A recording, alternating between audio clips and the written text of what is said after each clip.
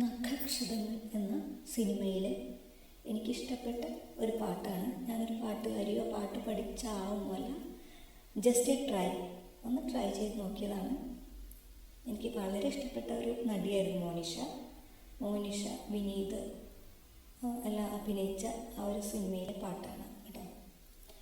മഞ്ഞൾ പ്രസാദവും നെറ്റിയിൽ ചാർത്തി